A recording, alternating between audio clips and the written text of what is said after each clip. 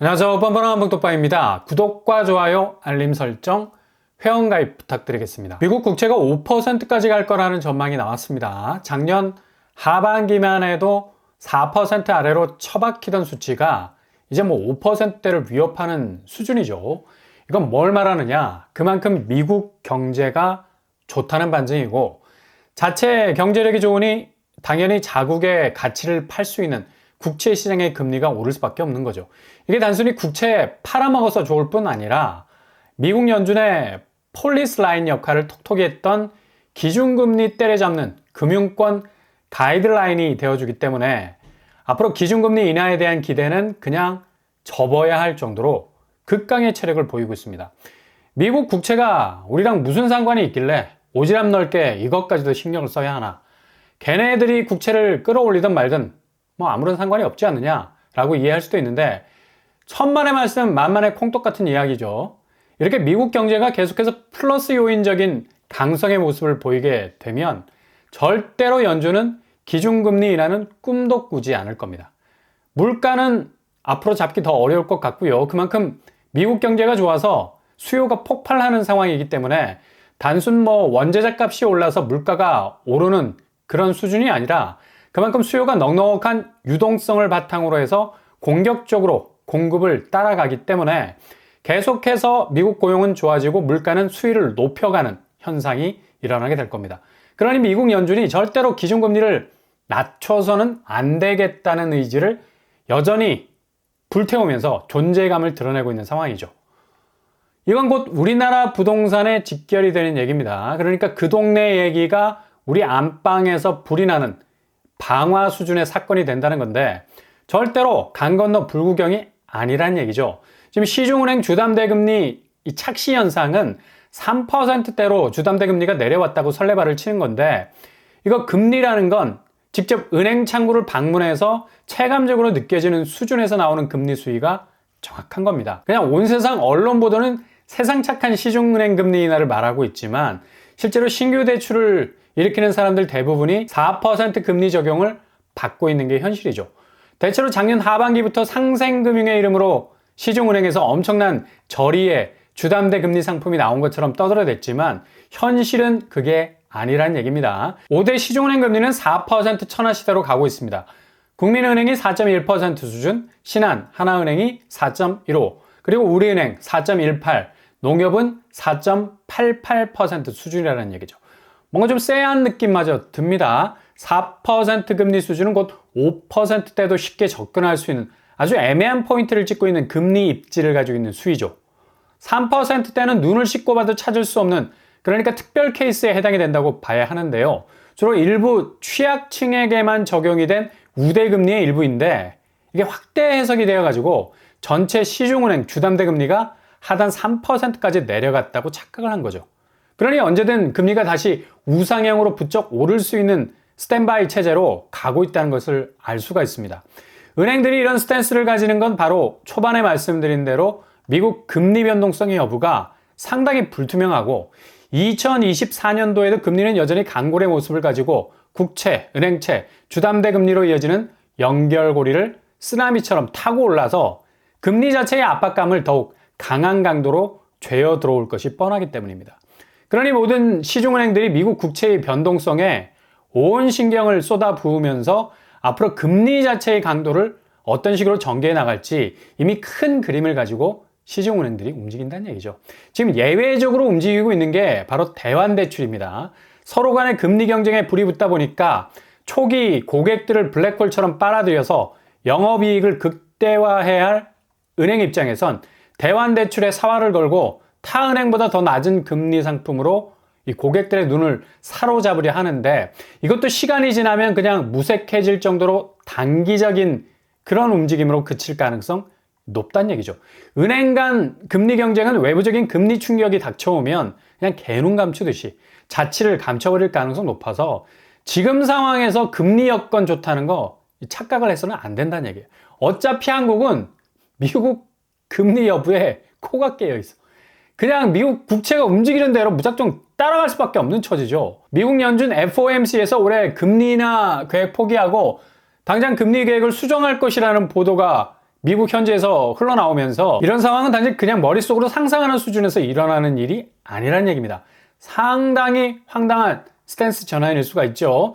미국 증시는 이미 벚꽃이라는 꽃망울을 터뜨린 지가 오랜데 기준금리 인하는 100% 상반기에 진행될까라는 기대감이 있었죠. 이게 그냥 물 건너갈 수 있다는 위기감이 엄습하면서 미국 나스닥과 S&P 500 지수 쭉 빠지는 모습 보였습니다. 그만큼 오매불망 바라던 금리 인하 기조가 완전히 바뀌어버려서 분위기가 싸해질 수 있는 가능성이 충분히 있다는 얘기죠. 최근에 CPI 지수가 예상치보다 너무 높게 나온 탓에 상당히 당황한 금융당국은 PPI 지수, 생산자 물가 지수까지도 예상치를 넘어버리면서 이러면 더 이상 안 되겠다는 위기감을 불러일으킨 것으로 보입니다. 그래서 연준 인사들도 다시 금리 인상 가능성이라는 발언까지 내놓으면서 시장을 긴장시키고 있다는 얘기죠. 그러니 한국 부동산이 금리 인하의 호기를 맞을 수도 있다는 생각에 집값 버티기에 들어간 분위기, 이거 상당 부분 정말 어느 정도 먹고 들어가는 간복일 수도 있는데 이렇게 막다른 길을 만나게 된다면 지금까지 버틴 호가 가격은 그냥 이후로 완전히 쓰레기통에 던져야 하는 막대 먹은 가격이 될 수가 있다는 얘기입니다. 그러니 긴장을 바짝 탈 수밖에 없는 거죠. 지금 4월 이전에야 어떻게 해서든 매매 가격이 급격하게 추락하는 건 일시적인 방어력으로는 막아낼 수 있습니다. 그러나 막상 대외 여건이 이렇게 집값 추이 자체 스스로 점화할 수 있는 기본적인 화력마저도 잠재우게 된다면 집값은 급격하게 한쪽으로 기울어갈 수밖에 없다는 얘기죠. 그러니 지금 호가로 버티는 가격들이 얼마나 아슬아슬한 상황인지 잘 체감이 안 되는 분위기도 있고요. 워낙에 집값 방어에 필요한 규제들이 속속 풀리고 있으니까 대표적인 샘플이 바로 둔촌주공. 내일이 여기 운명의 날이 될 가능성 높죠. 아직 여야 합의도 안 됐는데 언론에서는 이미 실거주 의무 적용 3년 유예 합의라는 제목으로 기사가 뜨고 있어요. 내일 21일 날짜로 국토위 법안심사 소위원회가 열립니다. 그래서 실거주 의무 3년 유예 주택법 개정안을 처리할 전망인데 아마도 통과가 될 가능성 좀 있어 보입니다. 선의의 피해자가 발생되면 안 된다는 취지인데 그래도 이 속에서는 단기 차익을 노리고 들어간 투기 수요가 상당 부분 들어가 있다는 것도 문제죠. 적용 단지는 77개 단지 49,000채. 막무가내로 야당 입장에서 반대하기에는 너무 물량이 많고 이거 내일 어떻게 처리가 될지는 지켜봐야 할 것 같습니다. 이렇게 규제 자체가 계속해서 완화되는 추세로 가기 때문에 그동안 버텼던 집값들이 다시 빗장 걸어 잠그고 끝까지 어떻게 해서든 한 곡에 두 곡에 넘어가면 된다는 생각이 가득하겠죠. 근데 이런 규제 해제는 단기적인 성격이 강하고 특정한 대상으로 국한이 되기 때문에 전체적인 부동산 환경의 변화로 인한 집값 추이에는 별다른 영향을 끼치지 못한다는 데 문제가 있죠. 어찌됐든지 간에 집값은 다시 반등할 만한 어떤 호재도 가지지 못한 상태에서 주변 규제 해제로 인한 정면으로 막혀있던 부분만 풀리고 있을 뿐 부동산 자체의 생물학적인 움직임, 그러니까 시장 스스로가 만들어내는 하락 궤적은 무엇으로도 막을 수 없는 상황이라서 아무튼 내일 21일은 대략 5만 가구가 어떤 운명을 맞게 될지, 그리고 대표적인 주자 둔촌주공이 결국은 실거주 의무 유예까지 받아내는 기염을 토하게 될지 지켜봐야 할 대목인 것 같습니다. 그리고 내일 같은 날 21일이죠. 무주택자에게는 아주 대박 희소식이 될 수도 있겠습니다. 아주 중요한 날입니다. 특히 젊은 층에게는 놓칠 수 없는 기회일 수 있고요. 이런 혜택은 실거주 유예안으로 유주택자들만 받을 게 아니라 무주택자들도 빠짐없이 깨알같이 챙기셔야 하는 혜택입니다. 바로 19세에서 34세 이하, 주변에 이 정도 나이층이 있으면 꼭 알려주시고요. 본인이 해당되면 놓치지 마시고요. 최대 4.5% 금리를 주면서 청약 당첨 시에는 분양대금 80% 지원, 2% 저금리에 대출을 내주는 청년 드림 청약 통장이 출시가 됩니다.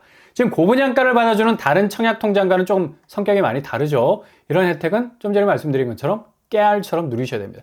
자격은 만 19세에서 34세까지, 직전 연도 신고소득이 있고 연소득이 5천만 원 이하의 무주택자, 사회초년생이면 누구나 가입이 가능하니까 이런 건 잘 체크를 해보셔야 되겠습니다. 혹시 자녀 중에 해당된다면 꼭 이런 통장 만드셔야 되겠죠. 엉뚱한 청약 통장 몇십억 하는 이 고분양가 받아주느라고 쓰는 게 아니라 이런 알뜰살뜰한 통장 만들어서 우회적인 기회를 노려볼 수 있는 것도 좋은 방법일 수 있겠네요.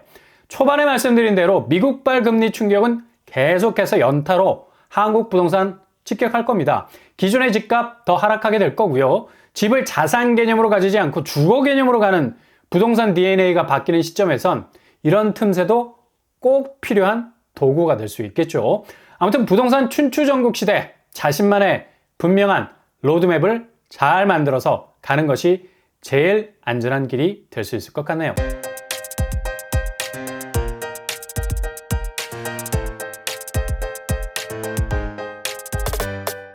오늘의 부동산 캐릭터처, 미국 국채는 올해 금리 상황의 본자가 될 가능성 높습니다. 그만큼 한국 시중은행의 금리는 코가 깨어 있고 아무리 집값 버티기를 한들 호가장벽은 점점 얇아지고 있는 상황. 결국 밖으로부터 쏟아지는 쓰나미 같은 파도는 기존 부동산 시장의 시세를 완전히 허물어버릴 가능성 높겠습니다. 그러니 가장 좋은 혜택을 누릴 수 있는 틈새 공략 잘 캐치하셔서 잡아나간다면 좋은 기회 찾아올 겁니다. 오늘도 응원합니다. 여러분의 길이 꽃길만 되실 수 있길 바랍니다.